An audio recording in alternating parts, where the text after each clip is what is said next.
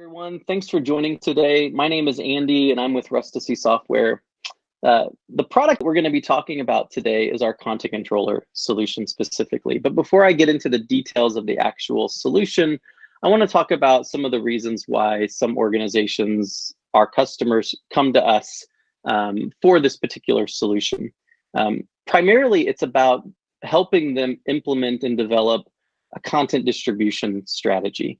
No matter what type of organization you might be it an organization with lots of internal LMSs, some extended enterprise type of business, or a content publisher, you've got challenges when it comes to distributing your content to multiple learning management systems. It might be a content centralization challenge or more of a formal kind of content distribution challenge where you're sharing content with remote third-party LMSs that you don't even have control over. So what we're going to talk about today is a specific solution. I mentioned Content Controller and how it addresses these particular problems. Before we get into the actual application today, I want to quickly give you a bit of background on our company. Many of you might be aware of us already. We're Rustici Software. We've been in business for close to 20 years, primarily based in the Middle Tennessee, Nashville, Franklin, Tennessee area. Our customers tend to fall into a few different categories. Lots of learning management system providers work with us. Behind the scenes, we help them support e-learning standards like SCORM and XAPI, CMI5, and some others. We work with a lot of authoring tools that you've probably heard of. We help those types of tools publish content that conforms to these various standards. A lot of folks here listening to me today might know us from SCORM Cloud. We work with thousands of customers around the world, helping them test their content in that type of environment. The specific type of customer, though, that we're going to be talking about today that we help and have helped now for several years are our content provider type customers, be it organizations or content publishers. Now, specifically, these types of customers for Content Controller specifically fall into three distinct buckets. One of which are organizations, which we kind of split into two sub-buckets, I guess. Organizations, for us, for this particular solution, tend to be those corporate customers that have many internal LMSs that they're managing and distributing content to. What they're looking to do with this particular solution, which we think is interesting, is more of a centralization type of use case. They want to bring all their content into one content distribution tool to make it accessible through all these internal LMSs. So we'll talk a little bit more about that. Organizations with an extended enterprise use case are typically what I would call product companies. These are organizations that deliver a product, sell a product, and they need to train partners, resellers, distributors further down their chain, their channel, and need to make their content accessible through their partners' learning management systems. So Content Controller can help address those types of challenges. And then the more traditional type of use case is what we call the publisher. These are off-the-shelf content providers who have a particular subject matter expert in most cases, and they're licensing their content to their customers. Many of their customers will have their own LMS, and so these publishers are interested in making their content accessible through that system without actually handing over the content itself. So Content Controller, be it one application, actually serves all three of these use cases pretty well. So what do things look like prior to coming to us? I'm one of a couple people here at Rustici that you're going to have an initial call with if you reach out to us. And this is typically the landscape that we see when people come to us initially looking to solve these particular problems. First and foremost, you can tell in the center here, it's a very disconnected ecosystem.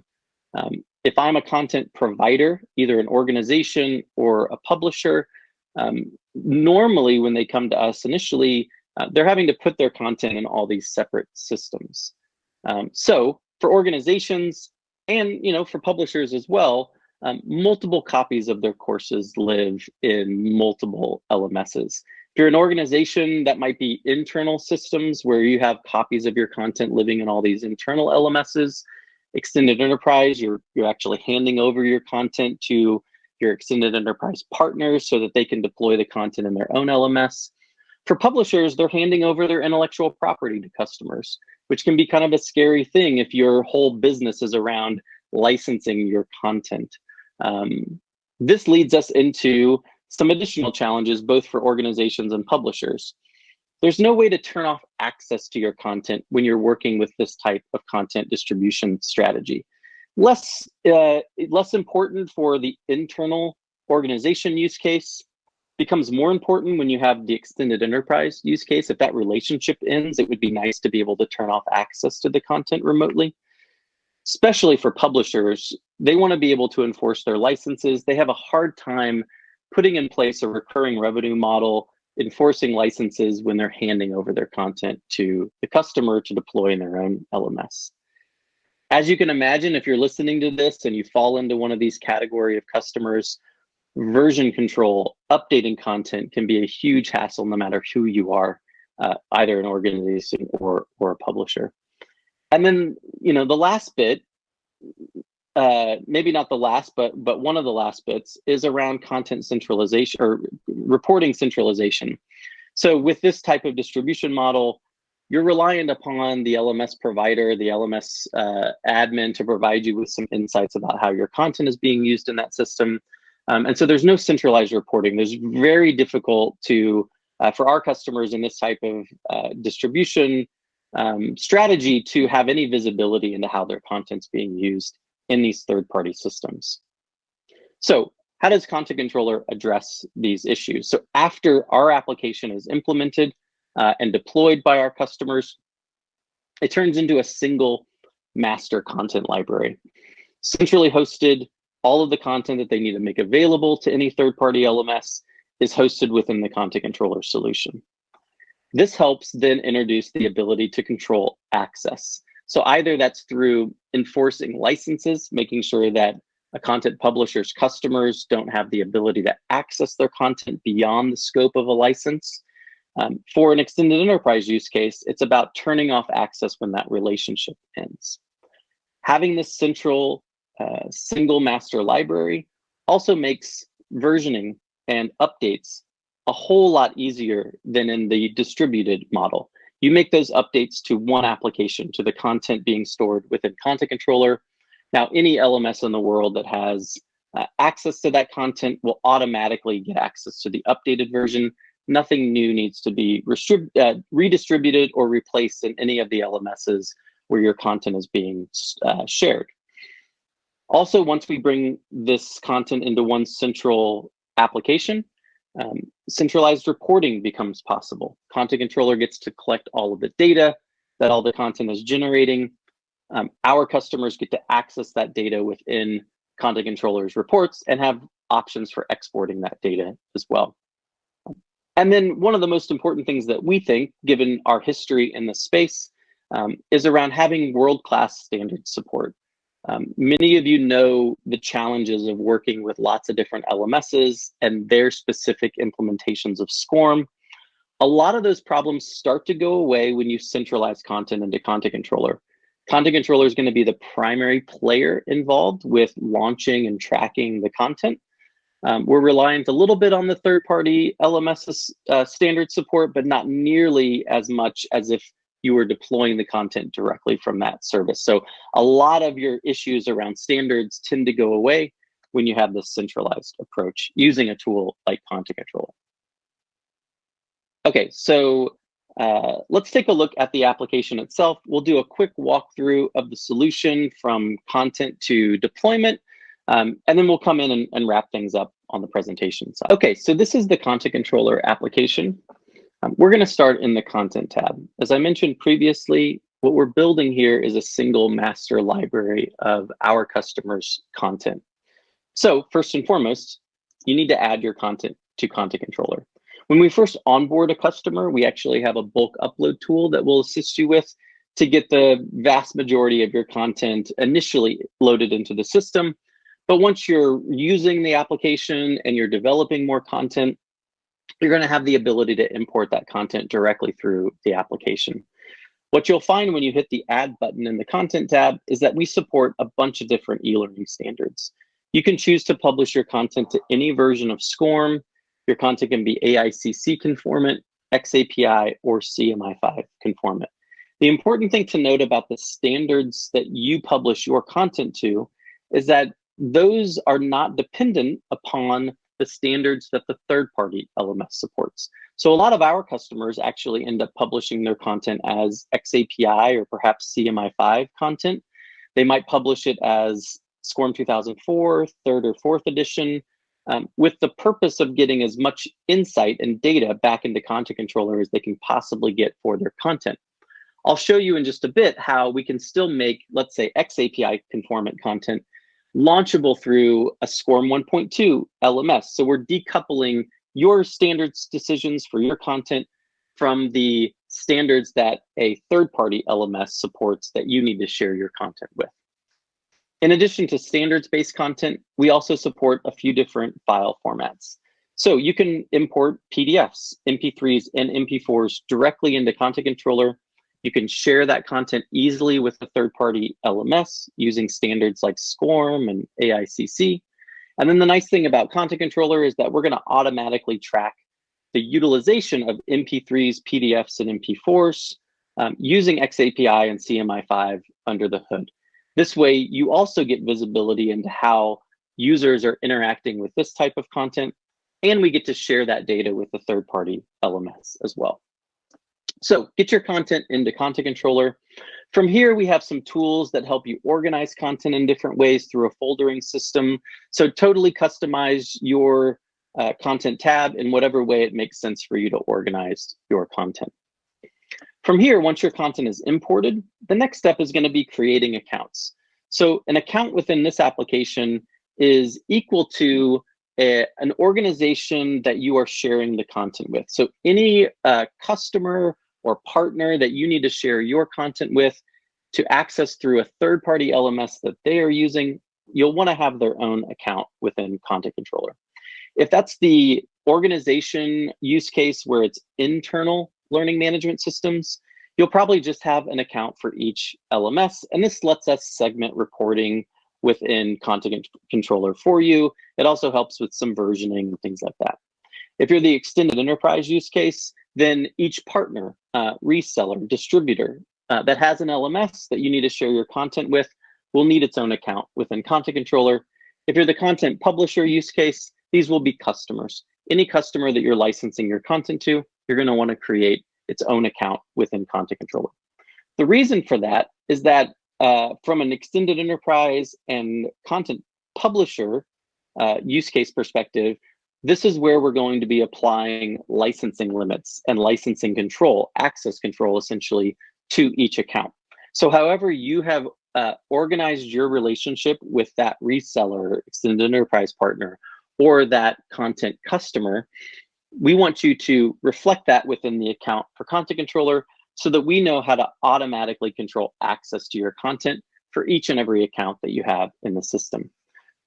Limits that you can set for licenses are things like expiration dates. If you license or share your content and you want to make sure that they don't have access to that content beyond a certain period of time, let's say 12 months, you can set an expiration date for the account, and we will turn off access automatically when that expiration date is met or exceeded. In addition to an expiration date, you could also set limits, a learner limit, a registration limit. A lot of times this is more applicable to our content publisher customers, where they might want to license their content to their customers based on a duration, 12 months, 36 months, something like that. But they also want to license based off of a learner population. They might charge less for a large amount of learners or more for a small amount of learners, but they want to make sure that the learners that they have purchased as part of the license are not exceeded. And so we can help enforce that. So the primary purpose of setting up the account initially is to establish the licensing limits for that account. Once the account is established, then the next step is to add content from the central master content library into this account's content library. These are the pieces of content, be it SCORM packages, PDFs, MP3s, or MP4s, that you want to share with this customer or this partner or this internal LMS. So to do that, you're going to click on the Content tab, you're going to hit the Add button, and from here, all of the content that you've imported into the Content tab, organized in whatever way you've organized it, be it folders or individual courses, will be available in the available content column. You can search by keywords and tags in the system to help you find content a bit easier. Once you found the content, you can click, add this to the selected column, do this as many times as you need to. When you hit next, you have the option to add some notes. And then when you hit submit, all the content that you've selected will get added to that account's specific content tab. From here, the last step is to share this content with this particular account so that they can load it into their third-party LMS. The first time you do this, you'll probably just tick this box that will select each piece of content that you've added to the content library. And then this share button will show up. What we're doing in this moment is creating what we call proxy packages.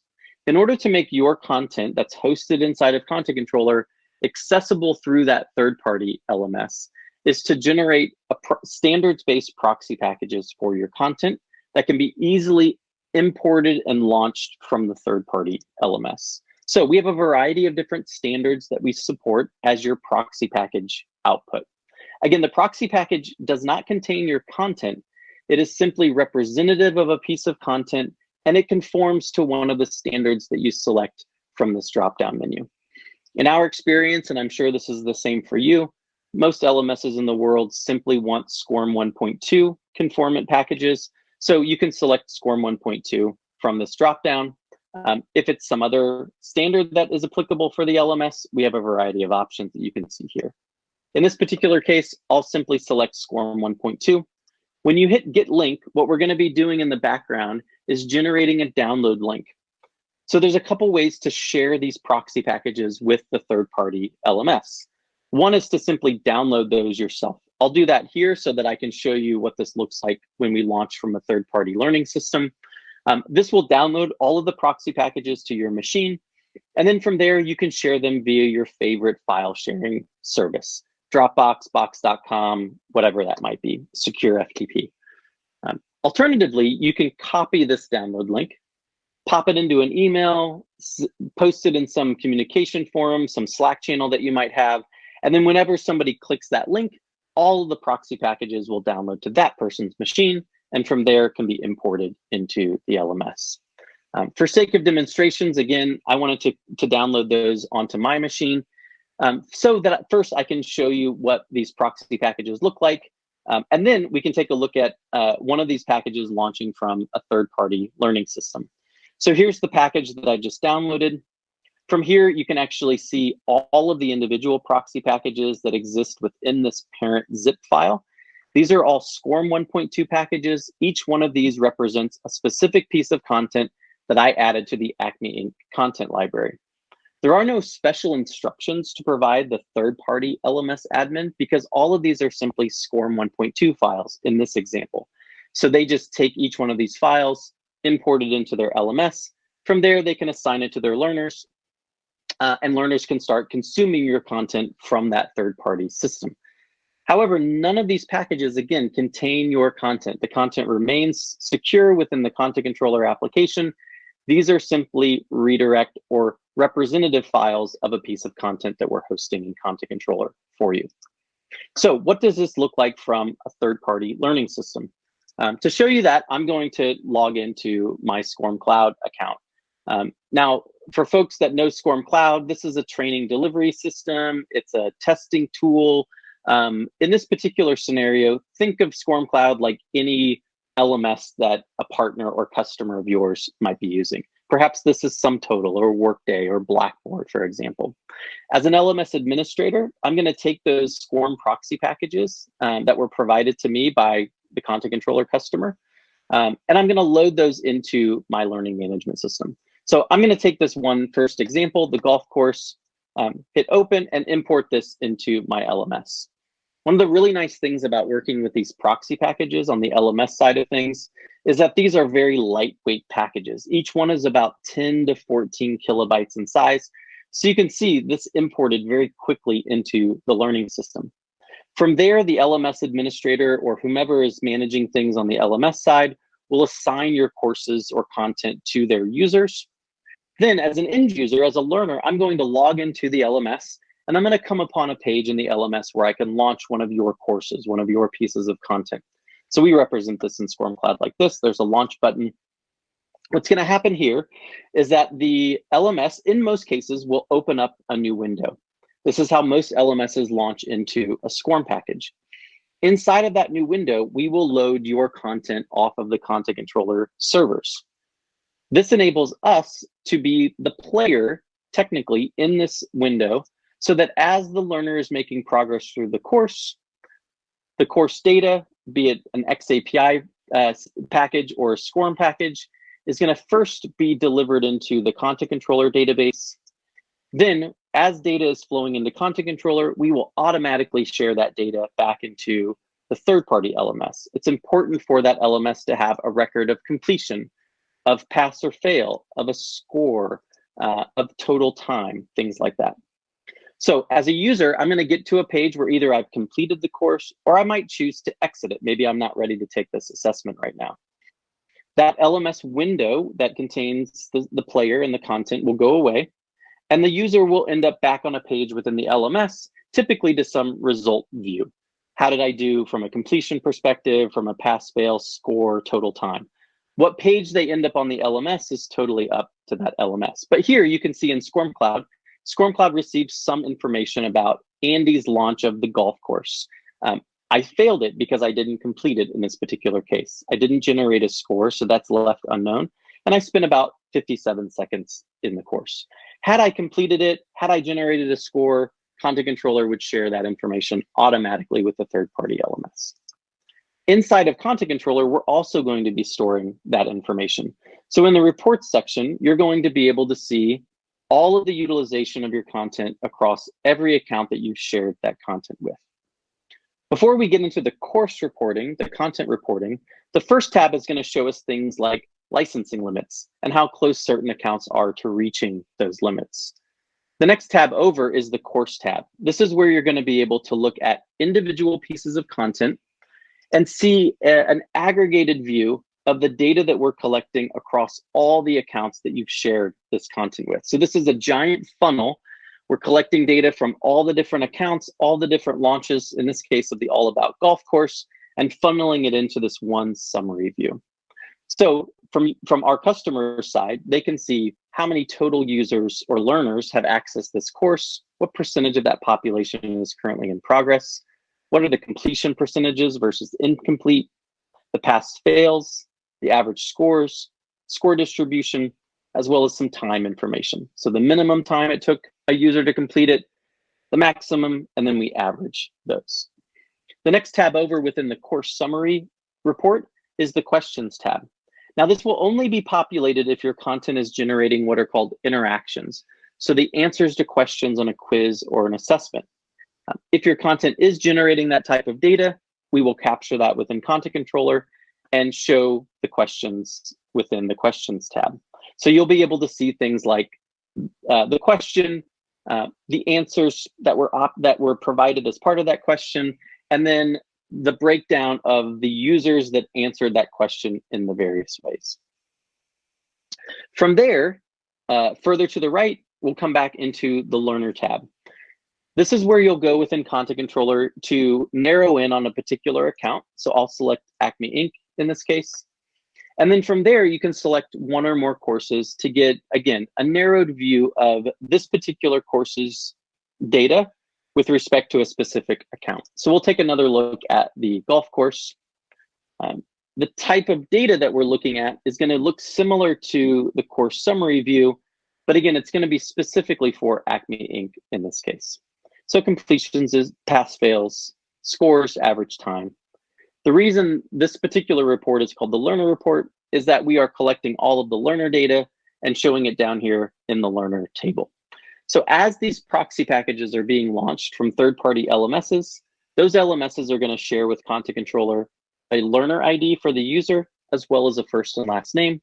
And so we can show that kind of information on this page and be able to tell you if Donald, in this case, completed the course. Did Donald get a passing grade? How long did Donald spend in the course? If you're interested in seeing things like a launch date or maybe a completion date, you can add columns to this form or to this table that give you that kind of information as well.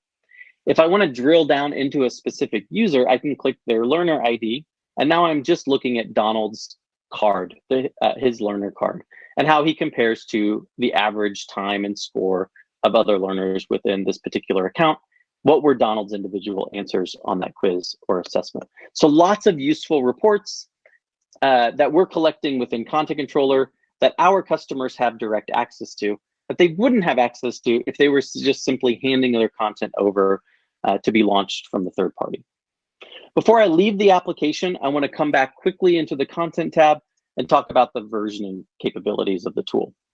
So before, I mentioned that versioning content updates can be a huge nightmare if you are doing or have implemented the dispersed sort of non-centralized content distribution strategy.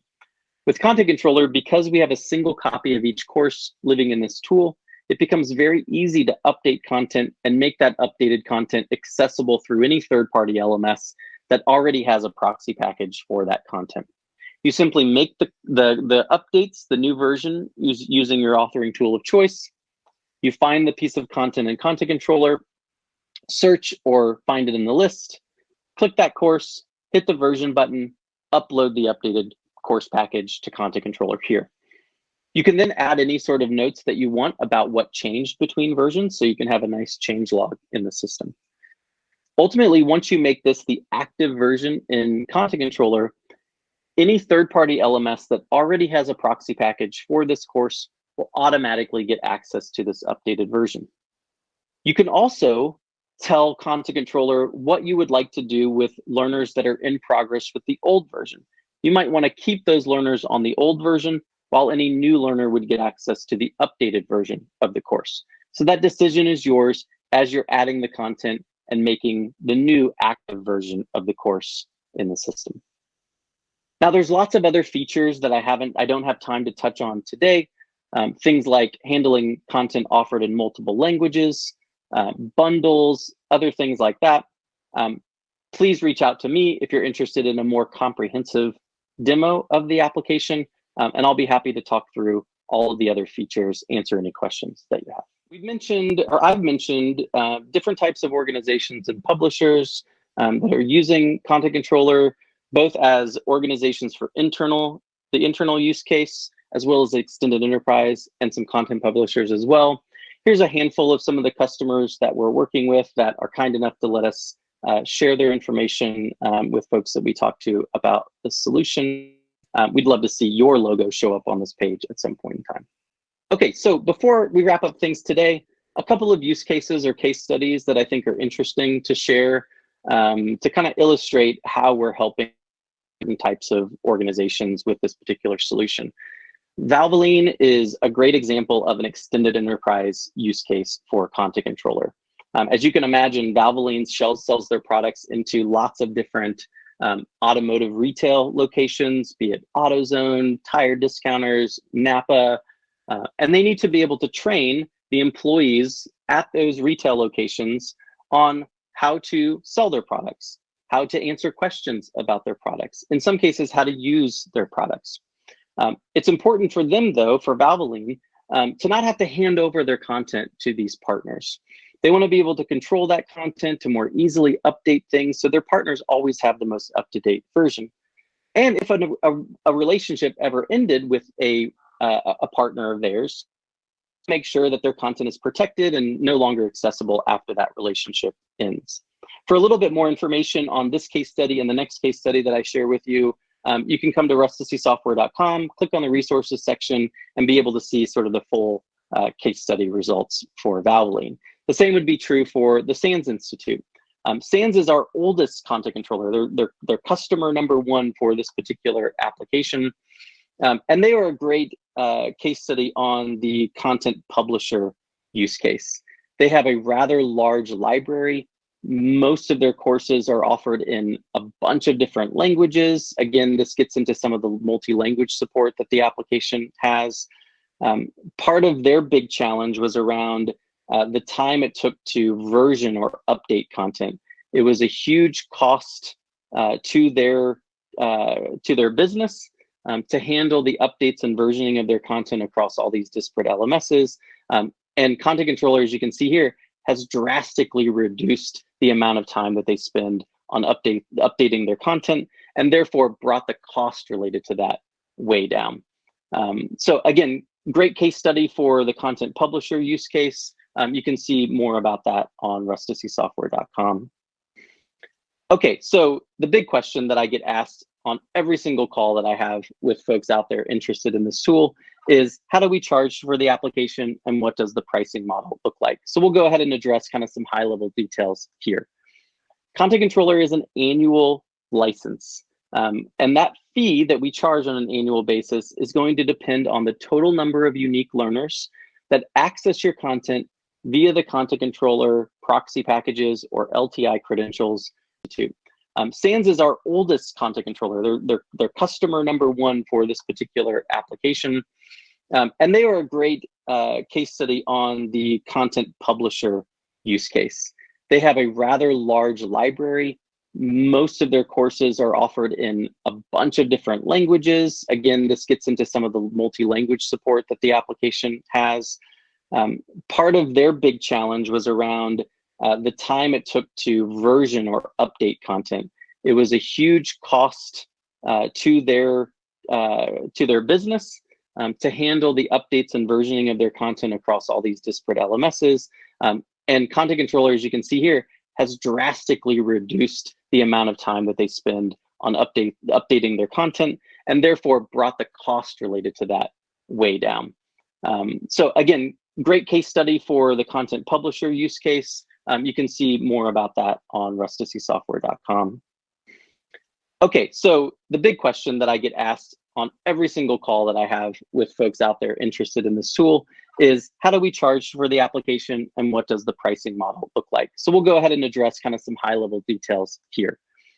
Content Controller is an annual license. And that fee that we charge on an annual basis is going to depend on the total number of unique learners that access your content via the Content Controller proxy packages or LTI credentials during a license year. This is an all-in fee that we charge for the application. So it covers everything. It covers us hosting the application for you. It covers us managing that application for you, as well as the infrastructure around hosting. It covers your software license up to a certain number of users. It covers the unlimited support that our team of developers and standards experts provide. That includes us training you and your team on how to use and leverage the Content Controller application. So what would we charge you specifically? That's really going to depend on your potential learner population. We always charge an annual minimum fee for the application. And then perhaps there might be a true up at the end of the year if you exceed the number of users covered with the annual minimum. So all I need from you, typically in most cases, is a ballpark estimate on the size of your learner population, and I can share some indicative. The big question that I get asked on every single call that I have with folks out there interested in this tool is, how do we charge for the application and what does the pricing model look like? So we'll go ahead and address kind of some high level details here. Content Controller is an annual license. And that fee that we charge on an annual basis is going to depend on the total number of unique learners that access your content via the Content Controller proxy packages or LTI credentials during a license year. This is an all-in fee that we charge for the application. So it covers everything. It covers us hosting the application for you. It covers us managing that application for you, as well as the infrastructure around hosting. It covers your software license up to a certain number of users.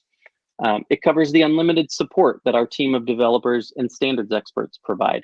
That includes us training you and your team on how to use and leverage the Content Controller application. So what would we charge you specifically? That's really going to depend on your potential learner population. We always charge an annual minimum fee for the application. And then perhaps there might be a true up at the end of the year if you exceed the number of users covered with the annual minimum. So all I need from you, typically in most cases, is a ballpark estimate on the size of your learner population, and I can share some indicative pricing and what the licensing terms might look like for you. So happy to field those types of questions if you're interested in learning more about the cost of this solution for your organization. Okay, I think that's about all the time we have today to talk about the solution. I really appreciate you taking the time to make it all the way through this presentation. I'm sure you have questions as a result of listening to me describe things today. I want you to reach out to Rustici Software. You can reach out to me directly at andy.whitaker@rusticysoftware.com. Or if you'd prefer to come through our contact form, you can find that on any of our web properties, primarily rusticysoftware.com. And I would be one of a couple people here that you would have a one-on-one conversation with. We'll do a lot of listening, hear about your use case, hear about your challenges, your requirements, and then talk about Content Controller in the context of your particular scenario. So I would love to speak with you if you're interested in this solution, and answer any questions that you might have about Rustici Software and Content Controller, or any of the other products that we provide. So again, thank you for your time today. Again, my name is Andy with Rustici Software, and I'll see you next time.